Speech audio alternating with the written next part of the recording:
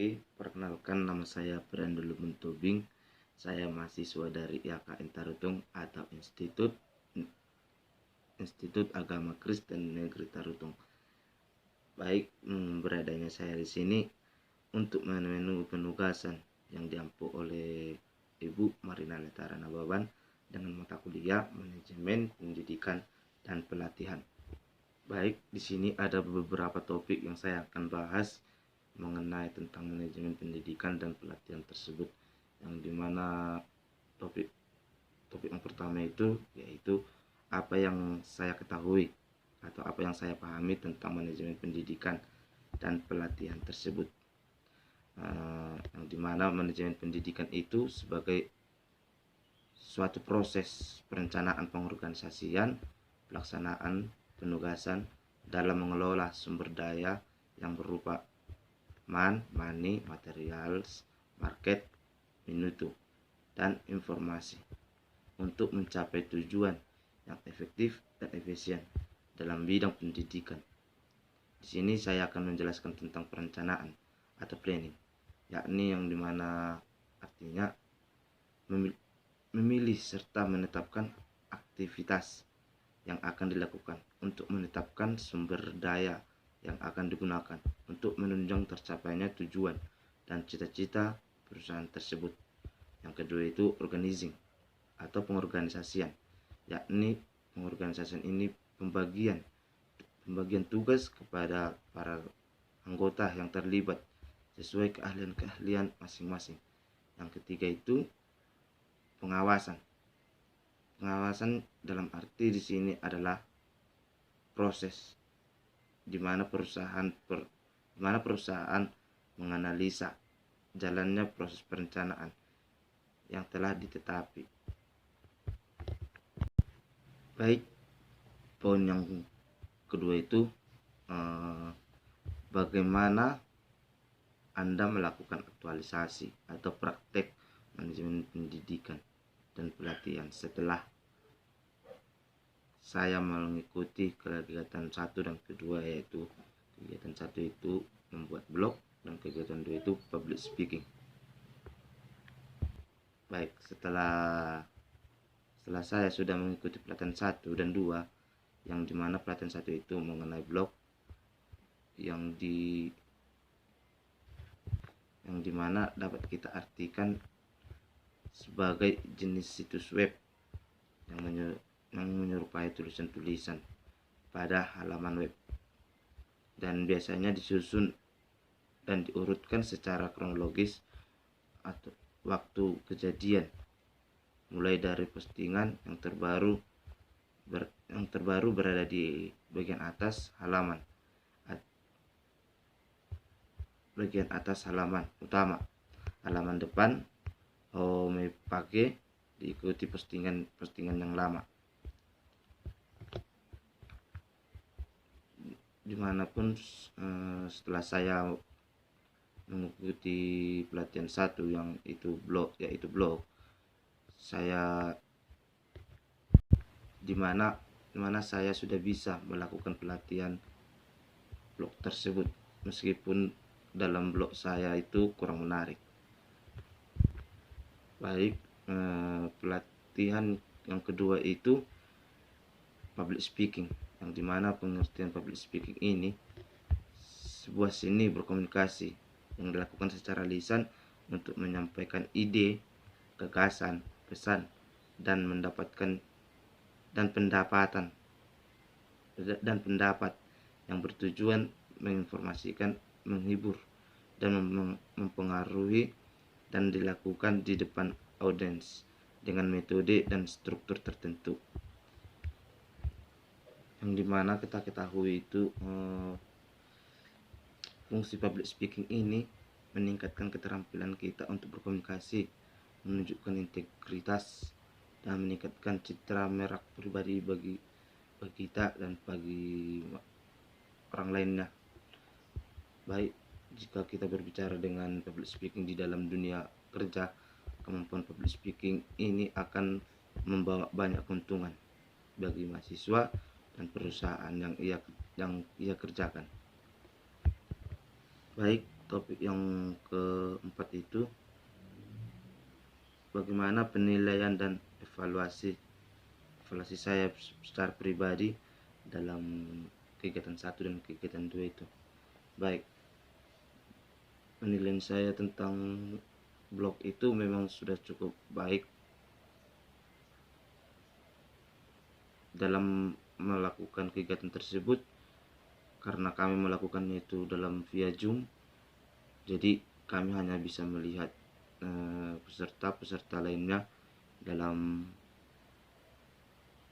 HP atau melalui HP.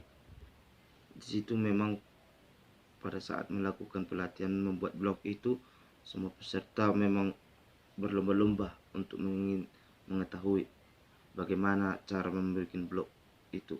Saya senang melihatnya. Mengapa? Karena semua peserta yang kami undang itu begitu aktif mengikuti pelatihan tersebut. Yang kedua itu pelatihan yang kedua, yaitu public speaking, yang dimana public speaking ini berjalan dengan baik memang, tetapi peserta lainnya ada sedikit rasa-rasa ketidakpedean untuk mengungkapkan argumennya, untuk berkomunikasi di depan semua orang. Baik, topik yang kelima itu apakah kegiatan tersebut bermanfaat bagi siapa dan dampaknya. Baik, jika kita berbicara tentang manfaat dan bermanfaat itu tentu saja iya. Mengapa saya bilang iya? Karena tentunya kita akan berbicara dan membuat suatu blog di kemudian hari. Baik, yang kedua itu kita akan terlatih. Baik, yang kedua itu dalam public speaking. Yang pertama tadi dari blog. Yang kedua ini kita akan manfaat dari public speaking, yang dimana kita akan terlatih akan gaya berbahasa kita, yang dimana kita akan melakukan pembicaraan di depan umum, dan kita tidak akan lagi gugup, canggung dan gemeteran jika kita melakukan presentasi tersebut. Selanjutnya dampak dari pelatihan 1 itu yaitu blog, yang dimana tidak usah jauh-jauh ke diri saya sendirilah. Pada saat saya tidak mengikuti blog itu, saya tidak tahu apa itu pengertian blog, dan saya tidak tahu untuk apa itu blog. Dan setelah saya mengikuti pelatihan tersebut, saya mengetahui apa itu blog,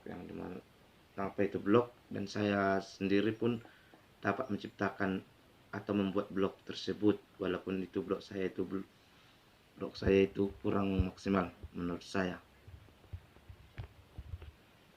Selanjutnya dampak dari public speaking.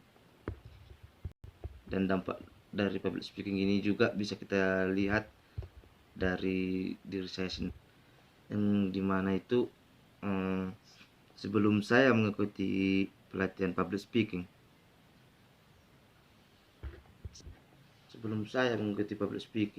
saya itu presentasi di depan kelas itu gemetaran, keringatan, dan cangkok akan bahasa yang saya gunakan, dan saya itu tidak pede berdiri di depan ruangan, malulah pokoknya. Dan setelah saya mengikuti pelatihan ini, saya itu merasa terlalu pede untuk berdiri di depan, untuk berbicara dan untuk menyampaikan pendapat dan melakukan presentasi tersebut. Baru yang kedua itu kosakata yang saya gunakan pada saat public speaking di depan ruangan lumayan meningkatlah dari sebelumnya. Baik, topik yang selanjutnya itu yang keenam, bagaimana perasaan Anda selama pelaksanaan atau mengikuti mata kuliah ini. Perasaan saya selama mengikuti mata kuliah ini, yang pertama itu memang agak takut, karena banyak terkenal dosen-dosennya itu katanya killer. Tetapi setelah saya dalami mata kuliah ini dan saya dekat dengan dosennya, ternyata itu cuma hoax saja, cuma untuk membuat kita untuk minder gitu. Dan selama mengikuti pelaksanaan mata kuliah ini juga, saya itu jadi terlatih untuk berbicara. Dan setelah itu juga, setelah saya mengikuti mata kuliah ini, saya itu jadi mana aku bilang ya, jadi pede lah, jadi percaya diri. Dan saya juga berterima kasih lah kepada dosen pengampu ini, yang dimana dosen ini membina kami begitu sabar dan membawa mata kuliah ini dengan jelas, dengan penuh kesabaran menghadapi kami. Kenapa aku bilang begitu? Karena, dan saya juga berterima kasih kepada kampus ini telah membuat mata kuliah manajemen praktek dan pelatihan tersebut, yang dimana sudah dapat membina karakter saya yang dulunya seorang pendiam, jadi sekarang berani untuk berbicara, walaupun di depan umum dan di dalam ruangan begitu. Tidak seperti yang dulu lagi, tidak ada lagi yang kata-katanya gemetaran dan canggup dan berkeringatan begitu. Dan materi selanjutnya itu saran saya untuk junior yang akan mengampu mata kuliah ini. Saran saya tidak banyak, cuma saya akan mengatakan beberapa saja. Saran saya untuk junior yang hendak menempuh atau mengambil mata kuliah ini, sebaiknya adik-adik junior saya dengan seriuslah mengikuti praktek manajemen dan pelatihan ini, supaya tidak ada kata-kata penyesalan di kemudian hari. Karena pada mata kuliah ini kita itu dilatih untuk berbicara, dilatih untuk berargumen dan berkomunikasi di depan umum dengan baik. Dan untuk adik junior juga, janganlah sesekali kita untuk menyepelekan setiap mata kuliah ini. Memang saya pada